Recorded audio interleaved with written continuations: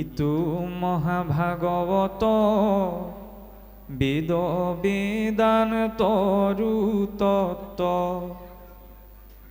নানা অৰ্থ আছে জানায়া, সাধু সংগ বিনে তাক বুজিবা কন পাৰিবা, ইটো কথা কহিলো সুসাৰ।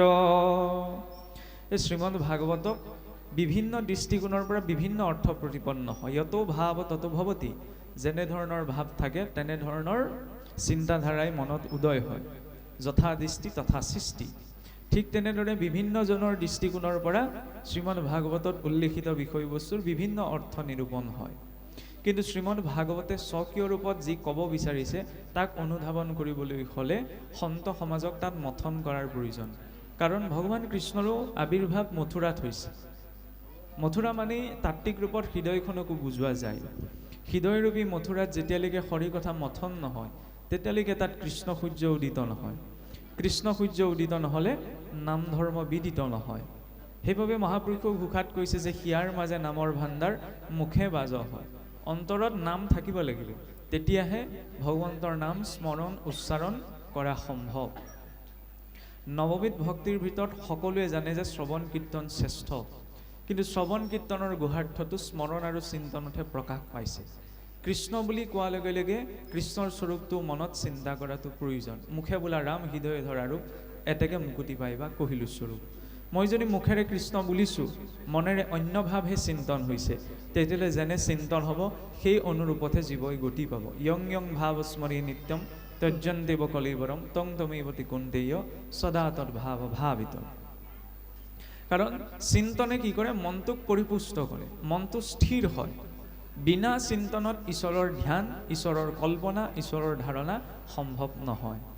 যদিও ধ্যান মাৰ্গেৰে ঈশ্বৰক পোৱাটো কঠিন, কিন্তু যদি সেই ধ্যানৰ সৈতে ভক্তি সংযুক্ত হয় তেতিয়া ঈশ্বৰ প্ৰাপ্তিৰ প্ৰশস্ত মাধ্যম হৈ পৰে।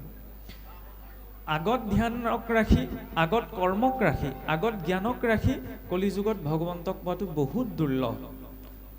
কিন্তু এনে নহয় যে ভক্তি মাৰ্গত জ্ঞান কৰ্ম বা ধ্যানৰ প্ৰয়োজনীয়তা নাই, আছে। কিন্তু সেই জ্ঞান কৰ্ম ধ্যান ভক্তিযুক্ত হ'ব লাগিব। কাৰণ কিয় আছে বুলি কোৱা হৈছে যে আজি এই অনুষ্ঠানভাগ অনুষ্ঠিত কৰিবলৈ যাওঁতে ভক্তিপূৰ্ণ কৰ্ম, নহয়নে? কিন্তু ইয়াত আমি কৰ্মক উপেক্ষা কৰিব পৰা নাই। কৰ্ম কৰিব লাগিব, কৰ্ম নকৰাকৈ কোনো বৰ্তিব নোৱাৰে। কিন্তু সেই কৰ্ম ভক্তিযুক্ত হ'ব লাগিব। সেই ভক্তি মাৰ্গৰ প্ৰতিপাদিত সিদ্ধান্ত। জ্ঞান জ্ঞান আমাৰ নাই বুলি বা নালাগে বুলি আমি প্ৰত্যক্ষ ৰূপত ক'ব পাৰোঁ, কিন্তু বিনা জ্ঞানত ভক্তিও সম্ভৱ নহয়। কাৰণ নামঘৰ ভাগ কেনেকৈ সোমাব লাগে, নামঘৰলৈ আমি কেনেকৈ আহিব লাগে, নহয়নে? দেউৰীজনে শৰাইভাগ অৰ্চন কৰিবলৈ যাওঁতে শৰাইভাগীৰ চৰ্চন ভাগ কেনেদৰে কৰিব লাগে তাতো জ্ঞানৰ প্ৰয়োজনীয়তা আছে, নহয় জানো? আমি আসনখনত বহি দিওঁতে, ক'ৰবাত ভোজ খাবলৈ গ'লে বা ক'ৰবাত বহিবলৈ গ'লে আমি আসনখনত গুৰুত্বতা নিদি বহি দিওঁ, কিন্তু নামঘৰলৈ আমি তেনেকৈ আসনখনত নবহোঁ, নহয়নে? আসনখনৰো নিৰ্ণয় আছে। কিয় নিৰ্ণয় আছে? তাততো জ্ঞান আছে। খালি সেই জ্ঞানৰ প্ৰয়োজনীয়তা কোনখিনিত হৈছে? তাত ভক্তিযুক্ত হোৱা বাবে। গতিকে এনে নহয় যে ভক্তি মানে জ্ঞান কৰ্ম ধ্যান এইখিনি আমাক নালাগে, নহয়, লাগে। কিন্তু তাৰ উদ্দেশ্য কৃষ্ণ প্ৰাপ্তি বা কৃষ্ণকেন্দ্ৰিক হ'ব লাগিব। যদি সেই জ্ঞান কৰ্ম ধ্যান ধাৰণা কৃষ্ণকেন্দ্ৰিক হয় তেতিয়াহ'লে সি ভক্তি পৰিপুষ্ট কৰিব। নহ'লে কেৱল ভক্তি বুলি ক'লে সকলোক এৰি দিয়াটো বুজোৱা হোৱা নাই। ভক্তি মানে কিদৰে সকলো দিশ আমি কৃষ্ণমুখী কৰিব পাৰোঁ। যিদৰে ঘৰৰ নিত্য নৈমিত্তিক কৰ্মখিনিও ঈশ্বৰ চিন্তনৰ জৰিয়তে ভগৱত কৰ্মলৈ ৰূপান্তৰ কৰিব পাৰোঁ, তদ অনুৰূপত আমাৰ জীৱন অৰ্জিত জ্ঞান কৰ্ম সকলো ঈশ্বৰমুখী কৰাৰ জৰিয়তে সেইখিনি ভক্তিৰ স্তৰলৈ আমি লৈ যাব পাৰোঁ। এতিয়া এই কথাখিনিকে বুজাবলৈ গৈ ভাগৱতত বিভিন্ন কথা প্ৰসংগ আহিছে, নহয়নে? কাৰণ ৰজা পৰীক্ষিতে সুধিবলৈ যাওঁতেহে শ্ৰীমদ ভাগৱতৰ কথা ইমান বহল হৈছে।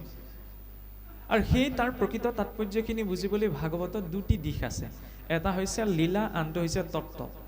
যিদৰে মানুহে খোজকাঢ়িবলৈও দুটা ভৰি দিয়া হৈছে, এটা ভৰিৰে খোজকাঢ়িব নোৱাৰে। দুইটা খোজ সমানে যেতিয়া যাব তেতিয়া সন্তুলিত খোজটো আগবাঢ়িব।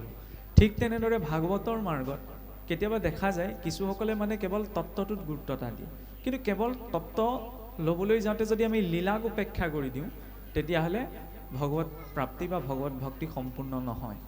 যে পোনপ্ৰথমতে আমি তত্ত্বটোক পাব নোৱাৰোঁ, লীলাৰ জৰিয়তেহে তত্ত্ব। আনহাতে লীলাক লাগি যদি তত্ত্বক উপেক্ষা কৰি দিওঁ, যে কি বুজাব বিচাৰিছে সেই কথাটোত গুৰুত্ব এটা নিদিওঁ, তেতিয়াহ'লেও কিন্তু ভক্তিৰ সেই ভাৱখিনি অপূৰ্ণ হৈ থাকিব।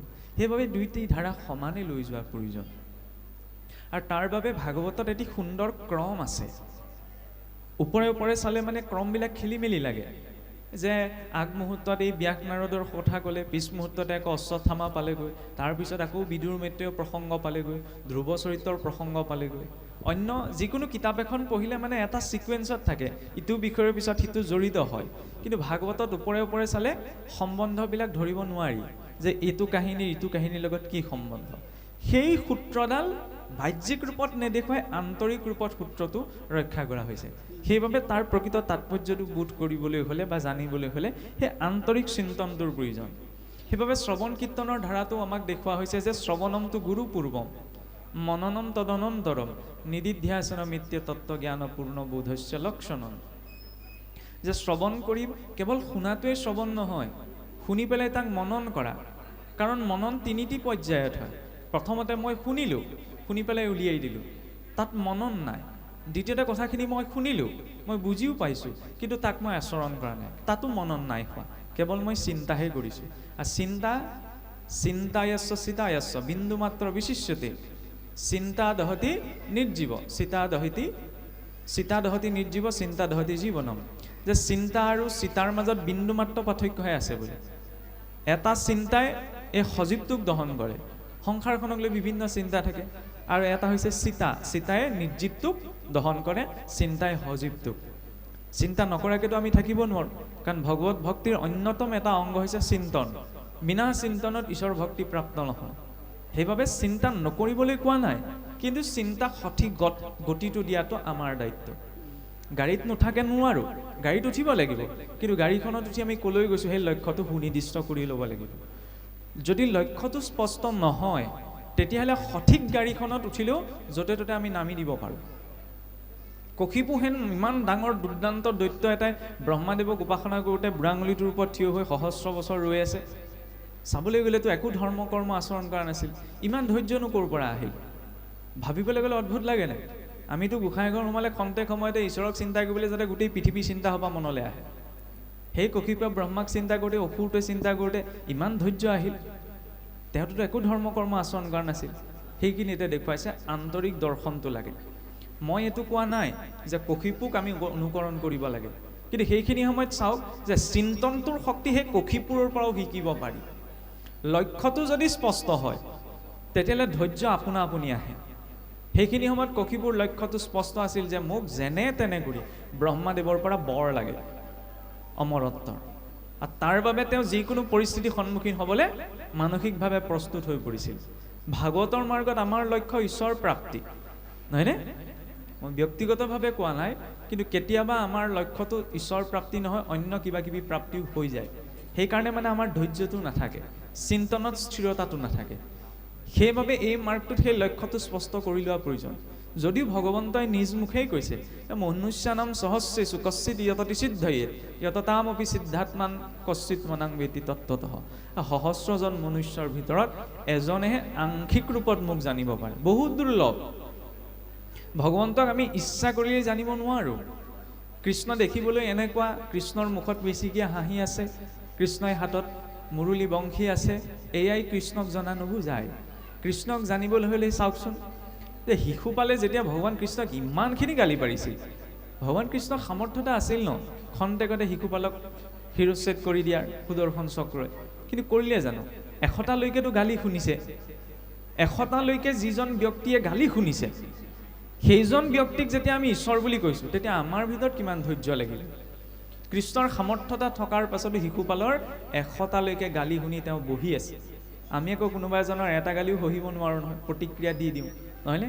সেইজন ঈশ্বৰৰ ভক্ত বুলি কৈছোঁ আমি, এইটো বহুত ডাঙৰ দায়িত্ব। গতিকে ভক্তি কৰাটো কোনোবাই আমাক ভুলকৈ কৈ দিলে যে ভক্তি কৰাটো সহজ, কিন্তু ভক্তি কৰাটো সহজ নহয়। জ্ঞান কৰ্ম মাৰ্গতকৈ দুৰ্লভ হৈছে ভক্তি। ইমান সহজে ভক্তিক প্ৰাপ্ত কৰিব নোৱাৰি।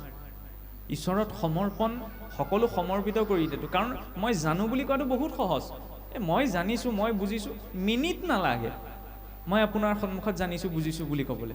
কিন্তু একোৱেই নাজানো বুলি ক'বলৈ গোটেই জীৱনটো কম হয়। সৰু হ'বলৈ বহুত টান হয়, অভিমানটো চব ক্ষেত্ৰতে গুচি আহে, নহয়নে? এই ভক্তি মাৰ্গটো হৈছে সৰু হোৱাৰ মাৰ্গ। এই ভক্তি মাৰ্গে স্পষ্টতাটো দেখাই দিয়ে। আমি যিমানবিলাক আৱৰণ গোটাই থৈছোঁ, ভক্তিয়ে সেই গোটেই আৱৰণবিলাক আঁতৰাই দিয়ে। প্ৰকৃত বাস্তৱিকতাটো মানে আমি যে কওঁ খোলাটো উলিয়াই দিয়ে। আৰু যেতিয়া মানুহে শটো দাহ কৰাৰ পিছত খোলাটো দেখে, তেতিয়া চকুৰে চাই এইটো অনুভৱ কৰিব পাৰে যে সেই শৰীৰটোৰ কোনো মূল্য নাই। কিন্তু যেতিয়ালৈকে খোলাটোৰ ওপৰত আৱৰণটো আছে, আমি ভাষণত যিমানেই নকওঁ, কিন্তু আমাৰ অনুভৱত নাহে যে শৰীৰটোৰ মূল্য নাই। আমি কেৱল বাক্যতহে কৈ থাকোঁ, কাৰণ বাস্তৱতাটো আমি দেখা নাই। বাস্তৱতা দেখি লোৱাৰ লগে লগে ত্যাগৰ প্ৰয়োজনীয়তা নাথাকে, আপোনা আপুনি ত্যাগ হৈ যায়। কিয় এই কথাষাৰ কোৱা হৈছে আপুনিয়ে ভাবি চাওক। চকুৰে নেদেখা অন্ধ ব্যক্তি এজনে যিখিনি সময়ত সেই অন্ধ ব্যক্তিজনৰ নিজৰ পৰিয়ালৰ মানুহ বা পত্নীও লগত নাথাকে, তেওঁৰ লগত কি থাকে বাৰু? সেই লাখুটিডাল, হয়নে নহয়? খাওঁতে উঠোতে বহুতে তেওঁৰ লগত লাখুটিডাল থাকে, সকলো সময়তে তেওঁৰ পত্নী পুত্ৰ ভাৰ্যা নাথাকিলেও। কিন্তু যিদিনা তেওঁ দেখিবলৈ আৰম্ভ কৰিব, প্ৰথমতে ত্যাগ কাক কৰিব বাৰু? পত্নীক নকৰে বা অন্য বস্তুক নকৰে, সেই লাখুটিডালক। ৰাতি আন্ধাৰতো যিডাল লাখুটিয়ে তেওঁক বাট দেখালে, প্ৰথম ত্যাগ সেই লাখুটিডালৰে হ'ব, নহয়নে? কিয় ত্যাগ কৰিলে? আমি সেইটোক বেয়া কাম কৰিলে বুলি ক'ম নি? নকওঁ, কাৰণ তেওঁ বাস্তৱিকতাটো সন্মুখত দেখা পালে, নহয়নে? যেতিয়া বাস্তৱিকতাটো চকুৰ আগলৈ গুচি আহে, ত্যাগ কৰিবলৈ বেলেগকৈ কোৱাৰ প্ৰয়োজনীয়তা নাথাকে, আপোনা আপুনি ত্যাগ হৈ থাকে। কাৰোবাৰ কথা শুনি যদি ত্যাগ কৰা যায়, তেতিয়াহ'লে সেইটো স্থায়ী নহয়। আকৌ এদিন সুবিধা পালে আকৌ একেটা মাৰ্গলৈ গুচি যাব। কিজনী বাস্তৱিকতাটো দেখি পেলাই যদি ত্যাগ হৈছে, তেতিয়াহ'লে ব্যক্তিজন মৰি যাব, আকৌ তেওঁ সেই মাৰ্গলৈ ঘূৰি নাযায়, হয়নে? সেইকাৰণে ৰত্নাকৰক আহি বুজোৱা নাছিল, ৰত্নাকৰক চিন্তনটো কৰিবলৈ বাস্তৱিকতাটো দেখুৱাই দিলে। তুমি সোধাগে, তুমি যাৰ কাৰণে ইমানখিনি কৰ্ম কৰিছা, তোমাৰ কৰ্মৰ ভাগ পৰিয়ালে ল'ব নে নল'ব, নহয়নে? যেতিয়া গৈ দেখিলে কোনেও নলওঁ বুলি ক'লে, বাস্তৱতাটো দেখিলে যে যাৰ কাৰণে মই ইমানখিনি কৰিছোঁ তেওঁলোকে মোৰ ভাগ নলয়, হয়নে? আৰু সেই বাস্তৱিকতাৰ পৰা মানুহে যিটো শিকে সেইটো স্থায়ী হয়, কিন্তু উপমা তুলনাৰ পৰা যিটো শিকে সেইটো স্থায়ী নহয়। সেইটো মাত্ৰ এক প্ৰকাৰ মানসিক প্ৰশান্তিহে, খন্তেকৰ বাবে অলপ সময়ৰ বাবে মনত থাকিব, নিজৰ মানসিকভাৱে হয় এইটো কথা, মই নিজক সান্তনা দিব পাৰিম, কিন্তু মই পালন কৰিব নোৱাৰোঁ। সেইকাৰণে এই দ্বিতীয় পৰ্যায়ৰ শ্ৰৱণক মধ্যম শ্ৰৱণ, অধম শ্ৰৱণ বুলি কোৱা হৈছে, কাৰণ ইয়াত সম্পূৰ্ণ মনন নাই। তৃতীয় প্ৰকাৰৰ শ্ৰৱণকহে উত্তম বুলি কোৱা হৈছে, য'ত ব্যক্তিজনে শুনিছে, নিজৰ মনেৰে গ্ৰহণ কৰিছে আৰু তাক পালন কৰিছে, নহয়নে? শ্ৰৱণনটো গুৰুপূৰ্বম, প্ৰথমতে গুৰুমুখে শুনা। গুৰুৱে দুটা ৰূপত কৃপা কৰে, এটা হৈছে বপু সেৱা, এটা হৈছে বাণী সেৱা। বপু মানে হৈছে শাৰীৰিকভাৱে সন্মুখত উপস্থিত হৈ সেই গুৰুৱে দিয়া উপদেশ, আৰু দ্বিতীয়তে হৈছে বাণী সেৱা, সেই গুৰুৰ উপদেশৰ জৰিয়তে সেই বাণীসমূহক গুৰুস্বৰূপ বুলি জ্ঞান কৰি গ্ৰহণ কৰা উপদেশ, নহয়নে? এতিয়া যদি গুৰুৱে কৈছে পূবে আমি যাওঁ পশ্চিমে, তেতিয়াতো নহ'ব। যেন বায়ু বস্ত্ৰ পশ্চিমকলৈ যায়, পূবেক ধাৰিলে জানা সি কি বস্ত্ৰ পায়, হয়নে? সেই মাৰ্গটো ধৰিব লাগিব। আৰু গুৰুৱেও শিষ্যক আজিলৈকে তত্ত্ব উপদেশ দিয়াৰ ক'তো উল্লেখ নাই। এইটো আপোনালোকে ভাবিব পাৰে, কিয় আমাৰ শাস্ত্ৰসমূহতচোন ঢেৰ তত্ত্ব উপদেশ আছে, কিন্তু প্ৰত্যক্ষ ৰূপত গুৰুৱে তত্ত্ব উপদেশ নিদিয়ে, গুৰুৱে শিষ্যক পথটোহে দেখুৱাই দিয়ে। মহাপুৰুষ মাধৱদেৱ গুৰুজনে যেতিয়া শংকৰদেৱৰ ওচৰলৈ গৈছিল যে আপুনি এনেকুৱা ভগতীয়া কিছুমান ৰহস্য আছে বোলে, নেওৰা পতাৰ ৰহস্য কওক, নহয়নে? গুৰুৱে প্ৰত্যক্ষ উপদেশ দিয়া নাই, কৈছে বোলে যথা সময়ত তুমি উপদেশ পাবা, ভকতৰ ওচৰত বিচাৰি পাবা। কিয় দিয়া নাই? পৰ্বতসকলে যেহেন নকৰে সৰ্বঠাইত জলদান, যেন জ্ঞানী গুৰু শিষ্যত নকহে সকলো গুপুত জ্ঞান। তত্ত্বজ্ঞান আমি ভাবি থাকোঁ কোনোবাৰ পৰা উপদেশ ল'লে পাম, সম্ভৱ নহয়। তত্ত্বজ্ঞান একমাত্ৰ ভগৱন্তৰ জৰিয়তে সম্ভৱ, আৰু ভগৱন্ত প্ৰত্যক্ষ আহি পেলাই আমাক উপদেশ নিদিয়ে, অন্তৰস্থিত স্বৰূপৰ জৰিয়তেহে সেই উপদেশ সম্ভৱ হ'ব, আৰু সেই উপদেশৰ বাবে ভগৱন্তৰ প্ৰত্যক্ষ দৰ্শনৰ প্ৰয়োজনীয়তা নাই। আমি ভক্তি মাৰ্গত, ভাগৱতৰ ভক্তি মাৰ্গত বিশেষকৈ ঈশ্বৰৰ দৰ্শনত গুৰুত্বতা দিয়া হোৱা নাই। এইটো মনে নক'ব পাৰে যে এইজনে আকৌ ঘপককৈ কি কথা কৈ দিলে যে ঈশ্বৰৰ দৰ্শনত গুৰুত্বতা দিয়া হোৱা নাই। এইটো কি অদ্ভুত নাভূত নাশ্ৰুত কথা যে হয়, কাৰণ ঈশ্বৰৰ দৰ্শনৰ সামৰ্থ্যতা আপোনাৰ মোৰ নাই, স্বয়ং অৰ্জুনৰে নাই। অৰ্জুনক ভগৱন্তৰ বিশ্বৰূপ দৰ্শনৰ বাবে ভগৱন্তই জ্ঞান চক্ষু দিব লগা হৈছিল, নহয়নে? কিন্তু জ্ঞান চক্ষু দিয়াৰ পাছতো অৰ্জুনে ভগৱন্তক কৈছিল কি, তোমাৰ এই বিশ্বৰূপ প্ৰত্যক্ষ কৰাৰ মোৰ ওচৰত সামৰ্থ্যতা নাই, তুমি এই স্বৰূপ সম্বৰণ কৰা। জ্ঞান চক্ষু দিয়াৰ পাছতো যেতিয়া অৰ্জুনে ভগৱন্তৰ সেই বিশ্বৰূপ চাব নোৱাৰোঁ বুলি কৈছে, আমাৰ সামৰ্থ্যতা কেনেকৈ আহিলে? আৰু দ্বিতীয়তে ভগৱন্তৰ ৰূপ দৰ্শন কৰাটো ডাঙৰ কথা নহয়। ভগৱন্তৰ ৰূপ দৰ্শনৰ লুটটো আপুনি মই ল'ব নোৱাৰোঁ। কিয় জানেনে? আন ভাৱত চাব নালাগে। এই ক'ৰবালৈ যদি ওলাই যাওঁ, বিয়াই সকামে ইত্যাদি কৰি, কোনোবাই যদি ধুনীয়া ভাল দামী পোছাক এযোৰ পিন্ধি আহে, ভাল গাড়ী এখন যদি লৈ আহে, তেওঁক ভাল বেয়া আমি পাছতে সুধোঁ, নহয়নে? এই কাপোৰযোৰ ক'ৰ পৰা ল'লে, গাড়ীখন ক'ৰ পৰা ল'লে, মোবাইলটো ক'ৰ পৰা ল'লে, সুধোনে নুসুধো? নহয় জানো? ভক্তি কৰা জীৱই যেতিয়া পোনপ্ৰথমতে মোবাইলটোৰ কথা সুধিছে, ভক্তি কৰা জীৱই যেতিয়া গাড়ীখনত চকুত লাগিছে, ভক্তি কৰা জীৱৰ যেতিয়া কাপোৰযোৰত চকু লাগিছে। আমাৰ আইসকলেও ইমান অলংকাৰ নিপিন্ধে, ভগৱন্তই যিমান পিন্ধে 32 প্ৰকাৰ নিপিন্ধে জানো? লুট ল'ব পাৰিম জানো? সেই স্বৰূপটোত যদি ভগৱন্ত প্ৰত্যক্ষ আমাক দৰ্শন দিয়ে, তেতিয়াহ'লে ভগৱত প্ৰাপ্তি আৰু আমাৰ উদ্দেশ্য হৈ নাথাকে। বুজি পাইছেই চাগে? ঈশ্বৰৰ সম্পদ প্ৰাপ্তিতহে আমাৰ উদ্দেশ্য হৈ যাব। সেইকাৰণে ঈশ্বৰৰ স্বৰূপ দৰ্শনৰ যিটো কাম, সেইটো তেওঁৰ নামে কৰে। আৰু নাম বুলি ক'লে কেৱল এইটো মনলৈ আমি ভাবিব পাৰোঁ ন, অজামিলেচোন পৰোক্ষভাৱে তেওঁৰ পুত্ৰৰ নাম লৈও গতি পাইছিল।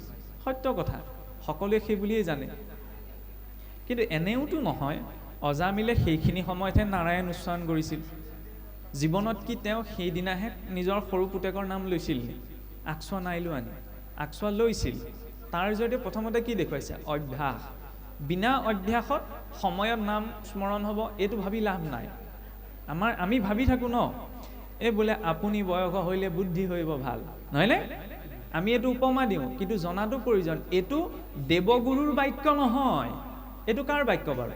এইটো দৈত্যগুৰুৰ বাক্যহে। প্ৰহ্লাদক কৈছিল নে, বৰু নৰ পাখে বান্ধি থৈব কতকাল, আপুনি বয়স হ'লে বুদ্ধি হ'ব ভাল। এইটো আপুনি মই গ্ৰহণ কৰিলে নহ'ব যে বয়স হ'লে বুদ্ধি ভাল হ'ব। এইটো কথা সুকীয়া যে বয়স হ'লে বুদ্ধি ভাল হৈ যায়, কিন্তু সকলোৰে ক্ষেত্ৰত প্ৰযোজ্য নহয়। কিয় সকলোৰে ক্ষেত্ৰত প্ৰযোজ্য নহয়? আহঁত পুলিটো খেলাই ধৰা ৱালখনতো গজি উঠে, দেখিছেনে? আহঁত পুলি, বৰ পুলি সৰু হৈ থাকেতো পুলিটো আমি উঘালি দিব পাৰোঁ। 2-3 বছৰ তাতে থাকিবলৈ দিয়কচোন, গোটেই গাজোৰ লগাই উঘালিব পাৰিবনে? এই চোৱা যদি বিষয় বাসনা গোটেই সোপা পালিয়ে বুখালে বাঢ়ি গৈছে, পিছত ভাবিম তৰি যাব পাৰিম। সম্ভৱ হয়নে? নহয়। পালি পোখালি শেষ নহয়। মহাৰাজ ভৰতে ঈশ্বৰক উপাসনা কৰিম বুলি কৈছিলে। মোহটো চাওক, এইটো ভাবি থকাটোও ভুল যে কেৱল মোহ, আমাৰ ধন টকা পইচা এইবিলাকতহে উপজে। এইবিলাকৰ বাহিৰেও যি যি আছে সৰু সৰু বস্তুটো মোহ উপজিব পাৰে। স্বয়ং মহাৰাজ ভৰত তাৰ প্ৰমাণ। হৰিণ পোৱালিটোত মোহগ্ৰস্ত হৈ গ'ল, নহয়নে? হৰিণ ৰূপত জন্ম লাভ কৰিব লগা হ'ল। আমিতো কিমান মলমতী মনুষ্য, তেতিয়াহ'লে কিমান সতৰ্কতা লাগে। সেইকাৰণে কোৱা হৈছে শিষ্যজনৰ ভাগৱতৰ মাৰ্গত আমি আগবাঢ়িবলৈ আমি শিষ্য হ'ব লাগে নে নালাগে? পৰীক্ষিতো শুকদেৱৰ শিষ্য হৈ বহিছিল কাৰণেতো ভাগৱতৰ জ্ঞান পালে। পোনপ্ৰথমেতো সৌনকাদি ঋষিসকলো তাত উপস্থিত আছিল। পালে জানো পোনপ্ৰথমতে? নাপালে। কাৰণ শিষ্য ভাৱত তেতিয়া বহা নাই, অভিমান ভাৱত বহিলে। পিছত যেতিয়া দেখিলে ভাগ্যৰ কথা, কলিযুগ আৰম্ভণিৰ প্ৰায় বোলে 30 বছৰ পাছত ৰজা পৰীক্ষিতক ভাদ মাহৰ শুক্লা নৱমীৰ পৰা পূৰ্ণিমালৈকে মহাভাগৱত শুকদেৱে ভাগৱত কথা শুনাইছিল। কাইলৈ এতিয়া ভাদ্ৰ পূৰ্ণিমা, মানে আজি শ্ৰীমদ ভাগৱতৰ পাঠপাৰায়ণৰ অন্তিম দিনাৰ আগদিনা। আমাৰ ইমান সময়ৰ হিচাপ আছে, নহয়নে? কিন্তু এইবিলাক কথাত আমি গুৰুত্ব এটা নিদিওঁ। কাৰণ আপোনাৰ মোৰ ইতিহাস সৌ সিদিনা আদিম যুগত আৰম্ভ হোৱা ইতিহাস নহয়, স্বয়ং ব্ৰহ্মাৰ পৰা আৰম্ভণি হোৱা ইতিহাস। সৃষ্টিৰ প্ৰথম জীৱ। কম ডাঙৰ কথা নে? আজিলৈকে বিজ্ঞানেও ইমান ঢুকি পোৱাগৈ নাই। ইমান হিষ্ট্ৰীত কোনেও বৰ্ণনা দিব নোৱাৰে। ৰামায়ণ মহাভাৰত এইবিলাক সাধু কথা নহয়, তাৰ সাক্ষ্য প্ৰমাণ, হাজাৰ হাজাৰ বছৰ যোৱাৰ প্ৰমাণ আমাৰ হাতত আছে, নহয়নে? কিন্তু এইবিলাক কথাত আমি গুৰুত্ব এটা নিদিওঁ। কিয় নিদিওঁ জানেনে? আমাৰ কোনোবাখিনিত খোলাকৈ কৈছোঁ আৰু জাতিগত, সম্প্ৰদায়গত, ধৰ্মগত আৱেগ এটা গুচি আহে। আমি যদিও এইবিলাক নালাগে বুলি কওঁ, কিন্তু হ'লেও কিন্তু এই তিনিটা যুক্ত হৈ যায়। সেইটোৱে হৈছে ডাঙৰ ভুল আমাৰ আজিলৈকে। সেইকাৰণে অসমীয়া জাতিটো এক হ'ব নোৱাৰিলে। চাবলৈ গ'লে ভক্তি মাৰ্গত অসমীয়া জাতি বুলিও শব্দটো আমি প্ৰয়োগ কৰিব নোৱাৰোঁ। কাৰণ অসমীয়া জাতি বুলি স্পেচিফিক অসমীয়াসকলকে কোৱা হৈছে। ইয়াত অসমীয়া বুলি আহিলেও নহ'ব, ইয়াত ঈশ্বৰৰ ভক্ত বুলিহে আহিব লাগিব। কোনোবাই এইটো বিপৰীতভাৱে ল'ব লাগিব যে এইজনে অসমীয়া হৈ অসমীয়া নহয় বা অসমীয়া পৰিচয়টো লৈ ইয়ালৈ আমি আহিব নালাগে বুলি কৈছে। অসমীয়া বুলি পৰিচয় নিদিবলৈ মই কোৱা হোৱা নাই, কিন্তু এইখন মজিয়াত বহি থকা সময়ত আপুনি মই অসমীয়াও নহয়। এইখন মজিয়াত বহি থকা সময়ত আপুনি মই ঈশ্বৰৰ ভক্তহে, নহয় জানো? কাৰণ ভক্ত বুলি ক'লে কেৱল অসমীয়াকে আমি সামৰিব নোৱাৰোঁ। ভক্ত সকলো, কাৰো অন্তৰত ভক্তি বেছিকৈ নাই, কাৰো অন্তৰত ভক্তি কমকৈ নাই। খালি আমি জনম জনম ধৰি ভ্ৰমণ কৰি থাকোঁতে আমাৰ কিছুমান মল জমা হৈ যায়, মামৰে ধৰি যায়গৈ। কিন্তু মামৰবিলাক আঁতৰালে সকলো একোজন ভক্তই ওলাব। ঈশ্বৰ সকলোতে আছে, নহয় জানো? যেতিয়া মহাপুৰুষে কুকুৰ চিগালটোতো আছে বুলি কৈছে, মানুহৰ ক্ষেত্ৰতো আমি ভেদেই বিচাৰ কৰিব নোৱাৰোঁ। কিমান গভীৰ দৰ্শন চাওকচোন, নহয়নে? কিন্তু আমাৰ সেই গভীৰ দৰ্শনটো কথা কৈ কৈ আমি ৰৈ যাবলগীয়া হয়, কাৰণ কোনোবাখিনিত আমাৰ এই অভিমানসমূহ গুচি আহে। আমিয়ে কওঁ জাতি কুলাচাৰ ধৰ্ম জ্ঞান আদি কৰি ইখব গুণত তুষ্ট নহি কন্দহৰি, কিন্তু চাবচোন গৈ থৈ আমি সেইকেইটাই প্ৰকাশ কৰোঁগৈ, হয়নে নহয়? কিছুমান কথা এইখন স্থানৰ পৰা খোলাকৈ ক'বলৈ অকণমান অসুবিধা, সকলোৱে বুজি পাইছে বোলে বুদ্ধিয়কজনক অকণমান হিন চেদা দিলেই হ'ল, বুজি পাই যায়। গতিকে ইনডাইৰেক্টলিও কিবা এটা কৈছোঁ, বুজাসকলে বুজিব আৰু যি বুলি ভাবে নিজৰ কথা। বাৰু যায়।